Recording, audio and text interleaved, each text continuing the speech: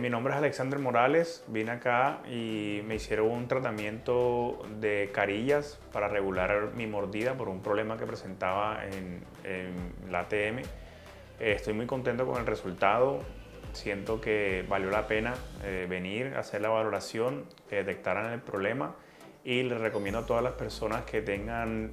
dolor en la mandíbula, que tengan problemas de bruxismo, vengan, se hagan su valoración y solucionen el problema, ya que en verdad es una afectación que puede llegar a limitar tu día a día y tu calidad de vida.